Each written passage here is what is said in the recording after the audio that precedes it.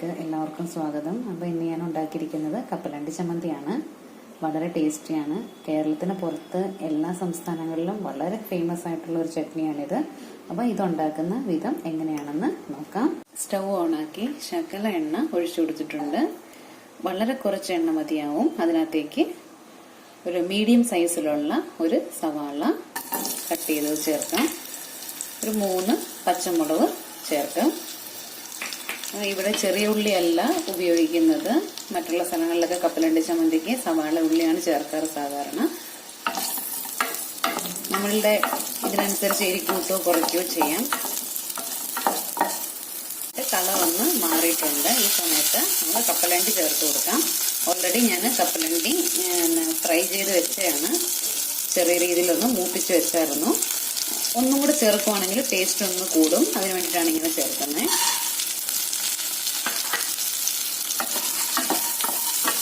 നന്നായിട്ട് ഒന്ന് ഇളക്കി കൊടുക്കുക.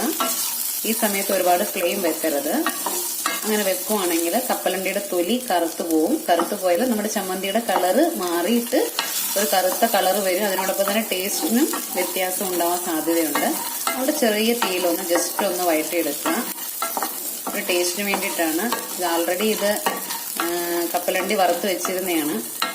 കപ്പലണ്ടി വറുക്കുമ്പോൾ എപ്പോഴും ചെറിയ ചൂടിൽ നല്ല കട്ടിയുള്ള പാനിനകത്ത് മാത്രമേ വറുത്തെടുക്കാൻ പാടുള്ളൂ. ഒന്ന് എണ്ണയ്ക്കകത്ത് കിടന്നിട്ട് ഒന്ന് നല്ല കണക്ക് ഫ്രൈ ആയിട്ട് വന്നിട്ടുണ്ട്. ഫ്രൈ എന്ന് പറയാൻ പറ്റത്തില്ല, ഒന്ന് വഴണ്ട് വന്നിട്ടുണ്ട്. മല്ലിയില ചേർത്ത് കൊടുക്കാം. ഇടുവാണെങ്കിൽ നല്ലൊരു ഫ്ലേവർ ആയിരിക്കും. അത് ഓപ്ഷനിലാണ്. താല്പര്യമാണെങ്കിൽ ചേർക്കുക.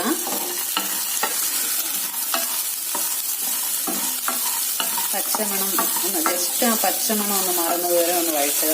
ഒരു എന്താ പറയാ, ഒരു 20 സെക്കൻഡ് മതിയാവും. ഒരുപാട് വഴറ്റാൻ പാടില്ല. ആ ഫ്ലേവർ മുഴുവനായിട്ട് നഷ്ടപ്പെട്ടു പോവും. ഗ്യാസ് ഓഫ് ചെയ്യാം.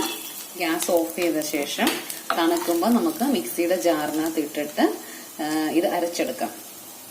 വെച്ചിരുന്ന കൂട്ട് മിക്സിയുടെ ജാറിനകത്തേക്ക് മാറ്റിയിട്ടുണ്ട്. ഇതിനകത്തേക്ക് ആവശ്യത്തിന് ഉപ്പ് ചേർത്ത് കൊടുക്കുക. ഉപ്പ് ചേർത്ത് കൊടുക്കുമ്പോൾ വളരെ കുറച്ച് മാത്രമേ ചേർക്കാൻ പാടുള്ളൂ. കപ്പലണ്ടിയിലേക്ക് അധികം ഉപ്പിന്റെ ആവശ്യമില്ല. എരി അതുപോലെ തന്നെയാണ്, ഒരുപാട് ചേർക്കരുത്.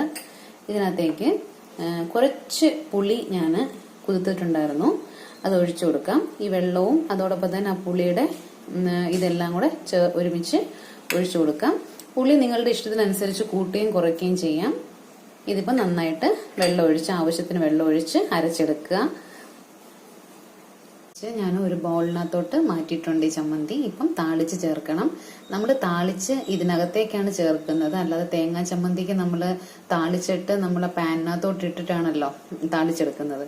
അതുപോലെയല്ല, നമ്മൾ ഓൾറെഡി ഇതെല്ലാം വഴറ്റിട്ടാണല്ലോ ഉണ്ടാക്കിയത്. അതുകൊണ്ട് നമ്മൾ താളിച്ച് ഇതിനകത്തേക്കാണ് ചേർക്കുന്നത്. നിങ്ങൾക്ക് താല്പര്യമാണെങ്കിൽ താളിച്ചതിനകത്തോട്ട് നമ്മൾ പാനിനകത്തോട്ട് ചമ്മന്തി ഒഴിച്ചിട്ടും ചെയ്യാം. നമുക്ക് താളിച്ച് ചേർക്കാം. താളിച്ചെടുക്കാൻ വേണ്ടിയിട്ട് പാൻ വെച്ച് കൊടുത്തിട്ടുണ്ട്. ഇതിനകത്തേക്ക് ഒരു ടേബിൾ സ്പൂൺ, ഏകദേശം 1 ടേബിൾ സ്പൂണോളം എണ്ണ ഒഴിച്ചു കൊടുക്കാം. എണ്ണ ചൂടാവുമ്പം കടുകിടാം. കടുക് ചേർത്ത് കൊടുക്കാം.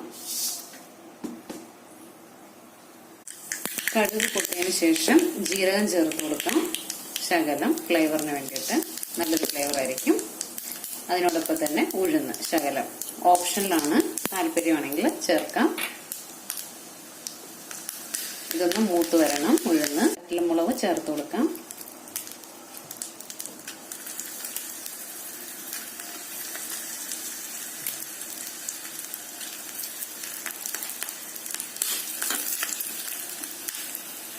അതിനോടൊപ്പം തന്നെ കറിവേപ്പിലയും കൂടെ ചേർത്ത് കൊടുക്കാം. സ്റ്റൗ ഓഫ് ചെയ്തിട്ട് ഇത് നമുക്ക് ചമ്മന്തിയിലേക്ക് ഒഴിച്ചു കൊടുക്കാം. ചട്നിയിലേക്ക് ചേർത്ത് കൊടുക്കാം.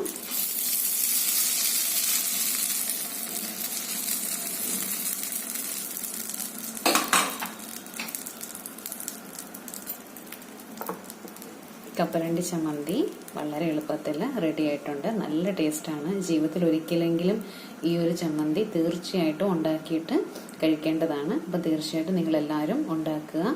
നിങ്ങൾക്ക് എൻ്റെ ഈ ഒരു വീഡിയോ ഇഷ്ടമായെങ്കിൽ ലൈക്ക് ചെയ്യുക, ഷെയർ ചെയ്യുക, അതിനോടൊപ്പം തന്നെ സബ്സ്ക്രൈബ് ചെയ്യുക.